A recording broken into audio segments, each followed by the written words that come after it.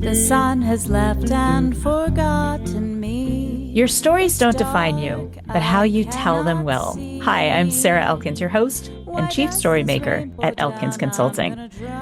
Whether you're sharing business stories or personal stories, how you share your stories makes a difference in how you remember the moment and in how people perceive you, your listeners. So remember, be intentional about the stories you share. Make sure you know what you want people to know, think, feel, or do when you've completed that story. And even more importantly, remember that the stories you tell about other people say a lot about who you are.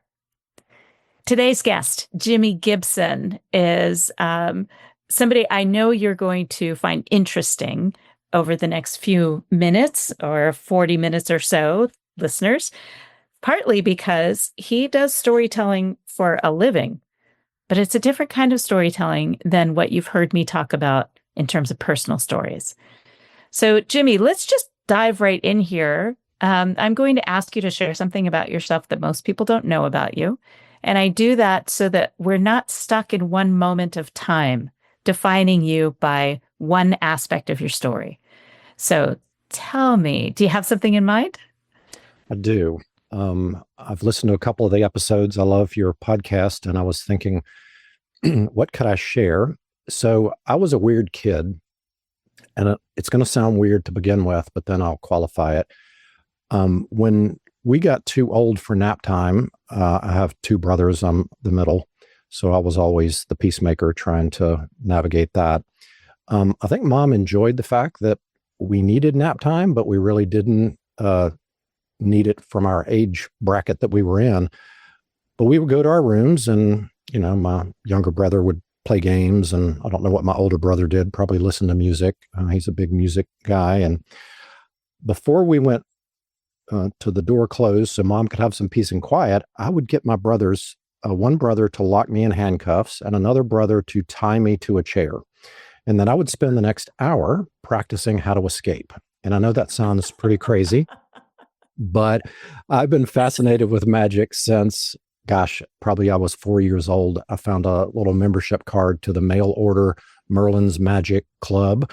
And if you meet me in a business situation, you probably would not know that has been a lifelong passion. I've owned a magic theater in Myrtle Beach, South Carolina. I had a magic tour in Savannah, Georgia. I was on the Food Network with Buddy Valestro, the cake boss. I've performed at the MGM in Las Vegas. I have done a number of things related to performing magic. I do like to perform magic for community events and donate my fun to the fun of whatever that organization is trying to do, raise money, have a dinner, whatever the case may be. So I would say when people find that out, they're like, really? And then obviously it opens up a bunch of conversations about how that relates to my business. And is there anything that you apply from magic to business and all sorts of things. So yeah, it's a fun icebreaker. Oh, I love that. And honestly, the whole idea of you taking that nap time in air quotes, to become an escape artist. I don't think you're alone in that. Like, I know other kids who were totally fascinated with that aspect of magic as the escape. And I can tell you, when my older son was 2, he was an escape artist. It was amazing how quickly he could get out of whatever situation I put him in so that I could have a break because I was pregnant with his younger brother. Yeah. So I think that's awesome and hilarious. So I have to ask, when obviously you learned how to do it, otherwise they would come back to your room an hour later and find you still tied up. Yeah, that would be embarrassing. Mm-hmm. Especially with your older brother, probably beat you up. So what was their response to this request, and were they amazed when you would get out? You know how when you're weird, everybody has their weirdness that we should all celebrate. They didn't really think twice about it. They just kind of were like, okay, which way do you want the knot this time? The interesting thing was when I'd convinced my dad to go to the police supply company to purchase the handcuffs, and they got some strange looks because they thought he was the one purchasing them, but I had saved up my allowance to buy these handcuffs and had studied on how to escape. And anyway, it was fun. We had a great childhood, and my brothers and I like to razz each other at any moment. We still do it. So yeah, I guess they just sort of said, "That's weird, Jimmy," and whatever. The quicker we tie him up, the quicker we can go to our room and do whatever we're interested in. So, And obviously, your dad was like, "Sure, let's go do this." Was it just easy to convince him? My parents, they're still alive. Dad's 91, mom's 89. So the magic shop that everybody wanted to go to, I grew up in Richmond, Virginia, was in Washington, D.C. And my parents would drive me up there about once every couple of months and let me go in the magic shop. And they would sit in the car and read a book for hours upon end. And I really didn't realize what was going on until, I got older and I went, that is awesome. This kid wanted to do this weird thing. They supported that. They drove me 2 hours up Interstate 95. They sat in a car. They didn't put a time limit. They just said, "Hey, we're going to sit here when you're ready. We'll be ready to go home." And yeah, that was an awesome thing. So yeah, again, they just supported whatever the kids were into. And I think back on that and just like, that was an amazing thing for them to sacrifice and do and be interested in what me and my brothers were up to. That is so special, Jimmy. Like, I'm sitting here, I got chills up my neck hearing that, because I was born in Washington, D.C. I've done that drive down to Richmond and back. My nephew lives in Richmond, and a couple of my close friends are there. And 95 is nothing to sneeze at. Like, for listeners who have never done that, any drive on I-95 on the East Coast can be an absolute horror, because it can be wall-to-wall traffic. If it's bad weather, you don't even want to know. And I used to go north on 95 up to Wilmington, Delaware to visit my aunt when I moved back to DC as an adult. And I even worked near Baltimore, and I had to drive the BW Parkway or 95 back and forth from Capitol Hill in DC up to Fort Meade. And listeners, I'm telling you, that is an incredible support, gift. I don't even sacrifice that your parents contributed to that hobby. I mean, that interest. You must have been really devoted to magic for them to see it enough to do that for you. Yeah, my dad at that point was a high school principal, and during the summer, I would beg him to let me go with him to work. And then he would open up the theater and he would let me into the theater about 8:30, 9 a.m. And I would pack a lunch and I would just be on the stage and I would rehearse my act on the stage. And then at 5 o'clock, he would come down. He said, "Are you ready to go?" And I would just spend all day pretty much through the summer. And I was rehearsing for a competition that I actually got in the top 5 finalist for. So yeah, I mean, I could just go on one story after another about the opportunities and kind of have an opinion as a kid. And this is what I want to do. And this is how I want to take this, and them supporting and just not even questioning and going, "That's silly. Like, really? You're going to be on the stage for 8 hours while I'm upstairs? Don't get into trouble." I didn't even think about that. I just wanted to be on that stage. Right. Right. So that leads me to the kind of leader that you are. You had these incredible role models of what leadership looks like, developing people. So I have to ask, when was a time where you got to do that for someone else in your work life or in your personal life? But I mean, you're the vice president of the company, a vice president of the company. So you've had lots of opportunities in your career. What's one that stands out to you where you got to pay that forward? Yeah, it's interesting. I know you're sort of a strength finder expert amongst other things. And so I was going through my strength finder and I was like, I wonder where that came from. I believe we're all born with these innate gifts. And so one of my strength finders is individualization. And so not looking at a group or a team as a group or a team, looking at them as a combination of individuals. And so I guess there's a variety of stories. I was working for most of my career has been with the agency world back when they were actually called ad agencies, and now they're digital marketing agencies. But I had a brief stint in-house for an e-commerce brand, and there was somebody working at that e-commerce brand that was the nephew of one of the partners. And it sort of bounced around and really didn't find a sweet spot. And so I just got into a conversation with this young man, and I didn't want to pigeonhole him. I know he was frustrated, and I thought there's got to be something that he is passionate about. And just really gave him the opportunity to try out a lot of different things within the organization. And he gravitated towards the digital component of paid ads. And so it's a very technical, metrics-driven type of work, which some people will go cross-eyed looking at spreadsheets and looking at bid amounts for, what do we want to spend on these ads? What is the conversion rate? All those types of things. And so it was like this amazing door opened up. We were talking earlier before we got on about your walk in the mountains and just seeing this beautiful sky. That was kind of the feeling, when you see somebody that is connected with their work, they sit up taller, their chest sticks out, they breathe a little deeper, there's a smile on their face, there's just this energy about them. And that's the way that it felt when he finally started to dig in.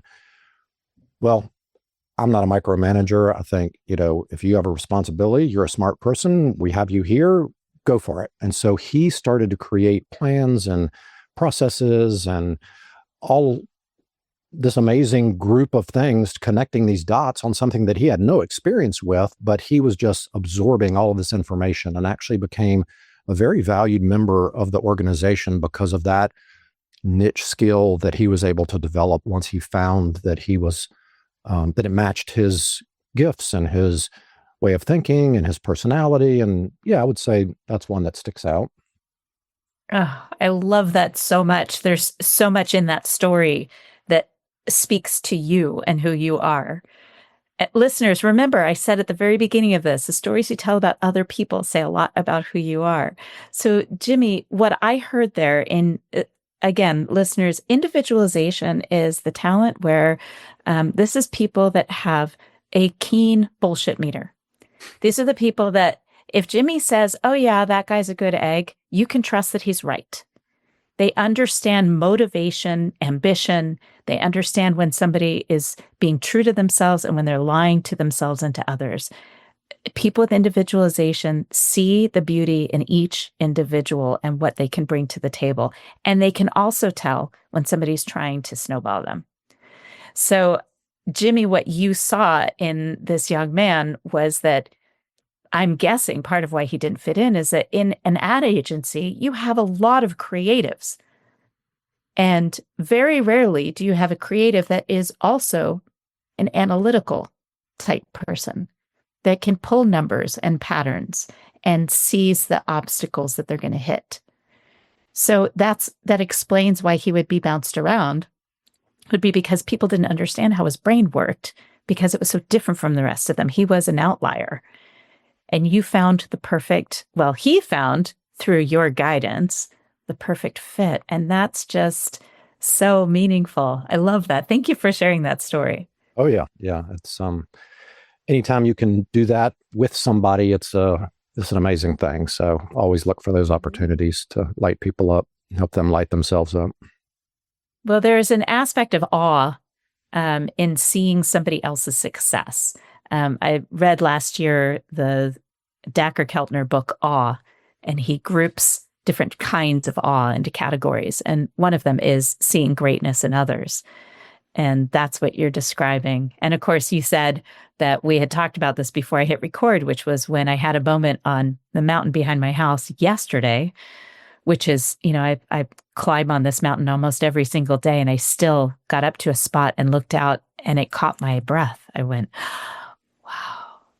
So that's another category of awe. Excellent.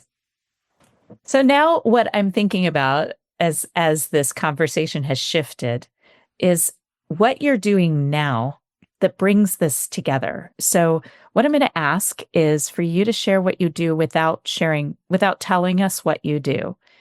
So in other words, a recent situation at work where you were right in the pocket of your talents. You just knew you were exactly where you're supposed to be. Wow. You throw these tough, they're not even the opposite of a softball. Well, I can give an example. Let me give you a quick example. Yesterday, I had a client appointment, a StrengthsFinder client that is an engineer.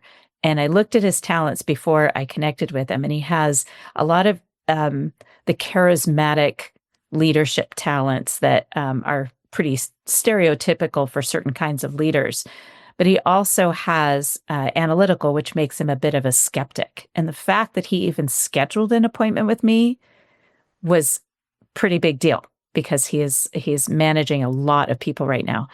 And one of the first things he said in our conversation was, I scheduled this because something you said during our workshops last April resonated with me.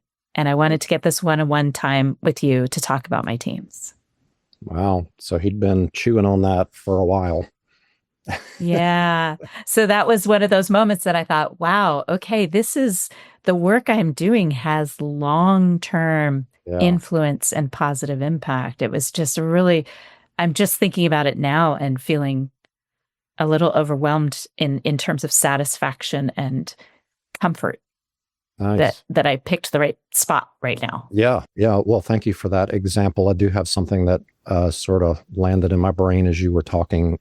One of our larger clients is a B2B global cleaning company, thousands of franchise owners, and we're the agency of record for the last 4.5 years. I guess it was last year that because of our level of engagement with this organization, when we went to the international conference, we sat down with the executives and, they were very helpful and saying, what can we do to make sure that the engagement goes the way it needs to go? So they're part of a 10 brand conglomerate owned by some private equity, and was sitting with the president of the whole deal. They're like a $1.3 billion organization. And then the brand that we work with is the majority revenue contributor to that overall brand. And so they want the relationship to go well. I'm sitting there a lot on the line. The president says, what do you think is the biggest obstacle for more adoption with digital marketing? So in my brain, I know the answer, but I'm not sure I want it to come out of my mouth. And so I said, well, I'm just going to make it happen. So I said, lack of education about digital marketing. And there was sort of a pin drop in the room. There was probably, 8 or 10 people sitting there. Everybody's looking at the president, obviously, because they want to know what the reaction is before they make any comment. And after a long pause, he says, you're exactly right. What are we going to do about it? And so then you ask about being in your sweet spot. You talked about the book Awe. I've got to read that. I'm a voracious reader, but also like teaching. I like explaining things. I like boiling things down in very simple terms.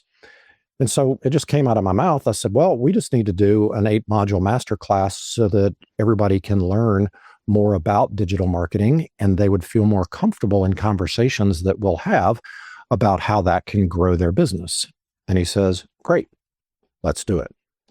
And so I just got back from that international conference last week in Austin, and we are launching the 8-module masterclass. I had time on stage, which I love being on stage. Remember from, my little kid days, I have no problem. And I'm sure you engage an audience like no one else. Give me a couple of thousand people and I'm happy. And he came up afterwards and he goes, I'm very excited about this. I probably should take this myself so I can be more educated. And so I would say that felt really great to be able to make that statement, birth something out of nothing, go through the process of writing the scripts and recording and, all the things that go into that. And so we'll be releasing those 8 modules over the next few weeks. And yeah, just excited to see what that does for our relationship with that client. So again, It's sort of if you look at story structure, and I know you've probably studied that a lot, Joseph Campbell and The Man with 1,000 Faces is really the one that decoded the process. There's an inciting incident that happens, something that calls that hero on the journey. And so then there's all these positive and negative turns with conflict, and then there's some resolution at the end. And so even if you're going to the grocery store, you're going to map across that 3-act structure of story. And we're just wired to do that. And so when I'm telling that story, my brain automatically goes into, here was the problem. Is he going to answer the question correctly? Now we have the resolution of this thing being launched. And I think anytime that we can look at that, in my brain, what I'm seeing is I'm not the hero. I'm just the guide, and I am providing a resource. Certainly in the world that we're in, I can't go visit every single one of these franchise owners, but I have the ability to guide them in their place of work or on the treadmill at the gym or whatever the case may be. And then they end up being the hero because they've been able to capture digital marketing, understand it and how it relates to traditional marketing that they're more comfortable with, right? And then that will provide work for their employees. It will provide revenue for the corporate entity overall. And the story is really about how they succeed using this tool or this program that we'll be putting them through. So that's a perfect example, really, that you are associating with both the business storytelling as well as personal storytelling. I love that you said that about the grocery store. On my way home from an appointment this morning, I stopped at the grocery store, and I was thinking about the trajectory of that story of needing ingredients for dinner tonight because I make dinner for our rock band before we rehearse, and tonight is band rehearsal. Oh, nice. So I was thinking about, what do I need? Am I going to be able to find it? And if I can't find A, is the alternative available? Because grocery stores are pretty limited here in Montana in February in terms of produce. So it was. I was thinking about that as you were telling the story. I'd like to come back to that moment. Listeners, I want you to remember how Jimi told the story about, did I really want to say this out loud? Was it going to land well? And I'm going to go ahead and say it. And then having it be quiet in the room. Did you notice when he told that story, he left space when he said it was quiet in the room? You could have heard a pin drop and it was quiet here. And then he said what the president of the company said, which was, "You're right." So listeners, you may want to go back, rewind on this episode, and listen to Jimi's story again so that you understand how to tell your own story. But remember, this is not an epic story. This is a moment in time. Excellent. So when you think about that moment and you walked away, what happened next, like right after that conversation? Oh, well, of course, I'm skipping down the hallway going, awesome. I had I won't say courage. I had the competence to answer the question, but then I was like, oh my gosh, I actually get to do this. And so those are the best kind of stories, right? That you you take a chance and then it pays off. And then you go, and I get to actually pull all this together and do it and see it to completion. And so that was a good day. I am going to interrupt for a second and say it does take courage. And all of us know that no matter how competent or confident you are, to say the words that you know may not land right in a situation like that, it does take courage. So let's just, call it what it is. That's awesome. So when you think about, I'm going to come back also to the speaking at that conference, because I think a lot of our listeners are uncomfortable speaking in front of thousands of people. I'm uncomfortable with it, but I love it. But other listeners may want to do it, but they're so uncomfortable that their fears stop them from doing it. Or maybe they don't want to do it, but they have to speak up in public sometimes. When you get up on stage, what is one of your strategies to make sure you're engaging the audience and taking the attention off of your own nerves? Because I'm sure if you're not nervous right before you get on stage in front of thousands of people, you're probably not doing it right. It means that you're not putting yourself out there enough, and you're not taking enough risks. So I'm just assuming that you still have those edges. Otherwise it wouldn't be important to me if I didn't feel the pressure of wanting to do a good job. That's just a natural thing. And Exactly. So if we're going to get into presentation, we may be sitting here still in a few hours, Sarah, but I'll try to squeeze it all into a little bit of best tips. I've worked on it. I have been coached by a Broadway director. We talk about the magic. I got to a point where I wanted to really do the best job that I could. We were supposed to bring 3 minutes. We had that 3 minutes critiqued for 2.5 hours. And it was brutal. And there were 8 other people in the room who either were going to go one more person that night, or they were going to go the next night. And so I think, there's all sorts of studies about public speaking is feared more than death, and nobody wants to do it. And the thing that comforts me is preparation. And I will write a script. I will say it out loud. Even if I don't have the ability to have a confidence monitor in front of me, I may have a little note card with some bullet points to make sure I understand what I'm going to cover. I did give a TEDx talk that had to be memorized. So I actually recorded myself on my phone and the voice memo. And as I drove, I played that back and I talked with it. And so if you have to give a presentation, what you're scared about, obviously, is failing, looking bad in front of other people, being perceived as dumb or stupid. What you have to understand is that audience is with you. They don't want you to be nervous. They want you to be comfortable because it makes them nervous if you're nervous. And so finally, what I ended up doing, and very astute of you to pick up on the cadence of that story and the pause, you're building tension. You have to be comfortable with just standing there and not saying a word. Maybe you have a slide presentation. I would not recommend reading off bullet points because nobody wants that to be the way that you deliver. But it can be a crutch to help you keep track. So now you don't have to have that little note card. You can have your presentation. But I would say practice, be prepared, know what you're going to say. And then you also have the advantage that nobody in the audience knows exactly what you're going to say. And if you mess up, nobody knows but you. And that director gave me really great advice. He said, if you don't think it's a big deal, they won't either. And so if you apologize for messing up or a slide gets clicked, don't acknowledge it. Just go on with it.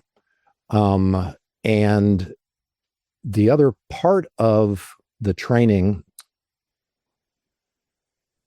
and I watch people all the time on stage. And these will be a couple of maybe things that folks can be aware of. They can watch other people in situations like this.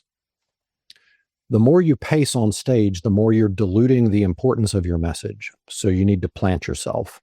I would not advise standing behind a podium if there's something that you need to anchor yourself onto, whether it be touching a chair, maybe standing beside the podium.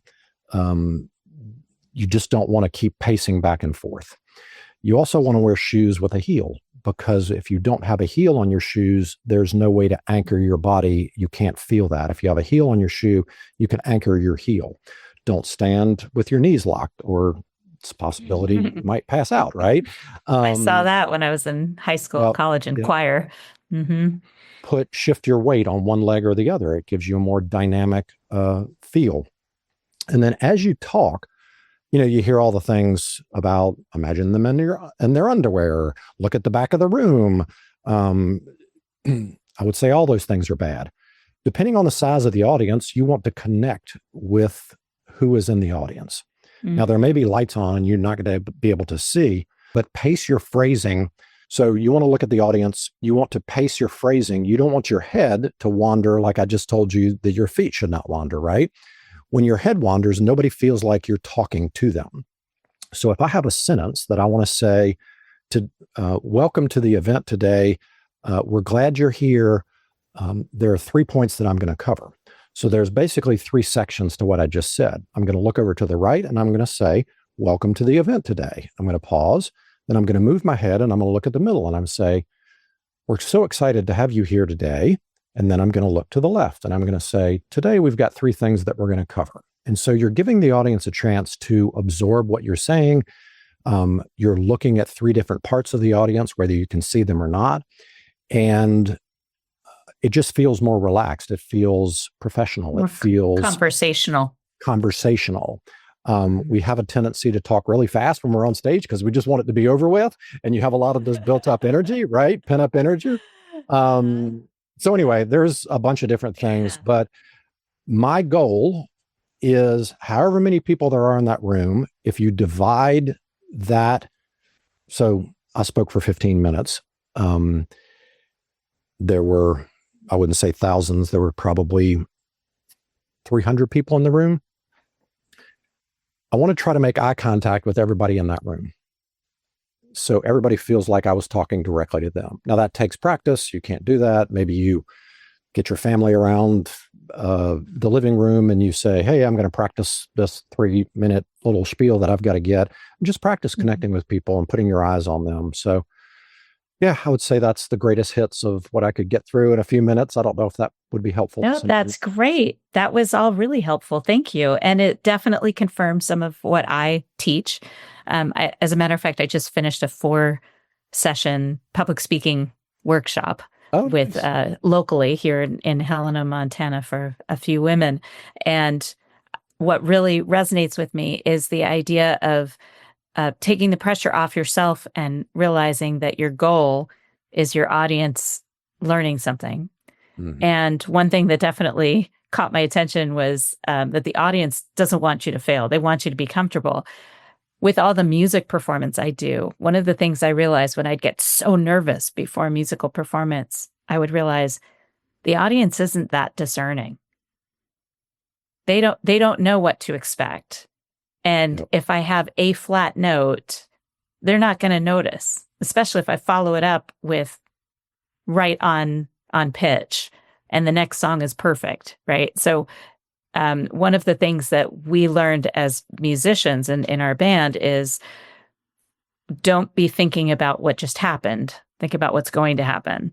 So if you're stuck thinking about that last song going wrong, then your next song is also going to go wrong. So thinking about that in public speaking, it's if you mess up a line, you need to be thinking about the next line, not what happened a second ago, so that you can get back on track. Yeah.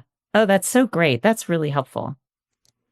And so when you think about the way that magic prepared you for what you're doing now, are you bringing magic to your Are you incorporating that into your speaking engagements?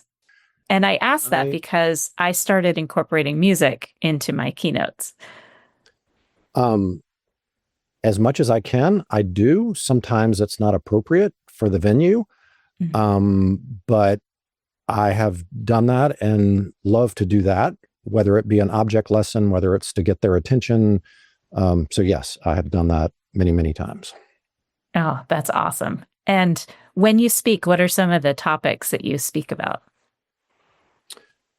What can be a variety of things. My TEDx talk, which I have restructured for a business environment, is everybody has their personal abracadabra, and leaders should be activating the skills and the talents and the gifts of their teams to leverage that. So that's one thing, really putting people in their sweet spot, like we talked about that young man earlier. Other things are sometimes more tactical, like digital marketing and how to apply that, how to grow sales, how to gain an audience online, storytelling in business, how to structure an approach for communicating with prospects or leads or buyer's journey, all those types of components of business. And then personal branding is something that is sort of been a hot topic recently, but I've been digging into that for about the last 15 years. So personal branding and how to activate folks within an organization to be a brand and a representative. And it also goes back to, well, if it's a personal brand, then they bring their own stuff to the table, and you should be proud of that. So I would say that's sort of a good mix of different topics. Inspirational as well as tactical and feature-based types of things related to my industry. Terrific.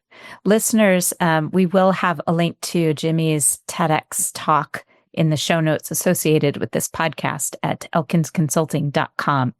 So be sure and go check out that link. Let's come full circle now. We've talked about a little bit from your childhood and your relationship with your brothers and your family.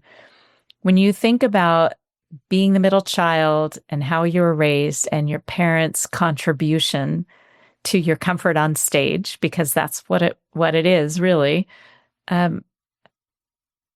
what do you see as your personal mission? Like, what is, for lack of a better reference point, Simon Sinek's Finding Your Why? Yeah. What is your personal mission? Why do you do what you do? Okay, it's going to involve another story, Sarah. So I hope we help you. That's what minutes here, Sarah. That's what we do here. And it relates to an experience I had with my mom when she felt that I needed to open up a savings account. And so again, she is pouring into her son. It was our little trip, just me and mom. And there was a local ad campaign called the Thumb Buddy campaign. And they were encouraging kids to open up a savings account so that they could live their dreams of whatever they were saving up for. And so we went in, and the teller said, "Well, come over to this little table." And we sat down, me, my mom, and the teller. And she said, "We have this little ink pad, and I want you to press your thumb into this ink pad." And I said, "Okay." And so I have this ink on my thumb, and then she pulls out this passbook, which I didn't know what it was called at that point. And so I pressed my thumb on this little passbook, and she said, "This is going to be how we identify you when you come in to make a deposit in your savings account." And I was like, "Oh, all right." And she says, "Now I need for you to draw a caricature on top of that thumbprint. So just think of that thumbprint as a little body, and you can draw whatever you want." And so she pointed to a poster that was hanging on the wall that was part of the campaign. And it showed, examples of like the thumbprint as a doctor, the thumbprint as a ballerina, the thumbprint as a fire person, the thumbprint as a runner. And I was like, well, I really can't find one that I think is me. And so I was like, well, I'm just going to draw a top hat and have a little hand with a magic wand. And so I'm busy doing my little doodle. And then I think to myself, did I do that right?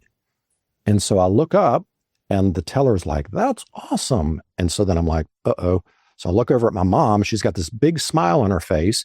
And she's like, that's great, Jimmy. And I was like, okay, that gave me the permission to be a magician. And so whatever that means, I would ask the listeners to think, what would you have drawn? What is your identity? Whether it's your profession or something you're passionate about, or, whatever the case may be. And so I had forgotten about that moment. Years had gone by, and I was in a bookstore and I saw a book with a thumbprint on it. And I was like, oh, wait a minute. I remember that campaign. And so I looked it up, and I actually found out that trademark had been abandoned in the late 1970s. And so I applied and I acquired that trademark for the Thumbody brand. And so my why is to have people understand that they are their own thumbprint, that your thumb can change the world. You have something unique in you that is part of who you are, and you don't have to have permission to go do that thing. And it's usually related to helping somebody else or making the world a better place. And so I would just say, nobody's a nobody. Everybody's a somebody, but I encourage you to be a thumbody and figure out what that thing is. And so, yeah, I would say that's another story that relates to something that I've always been passionate about. And now I have the brand from when I was a kid. And so anyway, I don't know if that answers the question. That absolutely answers the question. And listeners, if you were really paying attention, you'll hear that individualization that we talked about at the beginning of our conversation, that StrengthsFinder talent, and likely developer. That is likely also in his top talents, because developers love to see human progress. They love to see somebody or something that is underperforming and know without a doubt what their potential is at their level of competence, which is absolutely beautiful. A lot of developers are teachers and guides, which I think definitely describes Mr. Jimi Gibson. So, Jimi, thank you so much for joining me on this recording. It's been such a pleasure hearing your stories. Well, thank you. I knew it was going to be a fun chat. I didn't know we were going to go off on all these exit ramps, but yeah, I loved it. So thank you. Well, that's my adaptability. So that's what I lead with. Excellent. Listeners, now it's your turn. Think about yourself as a 6 or 8-year-old and the thumbprint that you would have left behind in a story like Jimi's. How would you decorate it? Would it be an artist? Would it be a musician? Would it be a nurse or a doctor? Would it be a magician? Think back on that. And this doesn't mean you have to become that as a career, but what it does mean is that whatever it was that brought you satisfaction about that as a child is what you need to be seeking now. So thank you for listening to Your Stories Don't Define You. How you tell them will. I'm looking forward to hearing your thoughts on this episode. That's the time you must keep on trying. Smile, what's the use of crying? You'll find that life is still worthwhile if you just smile.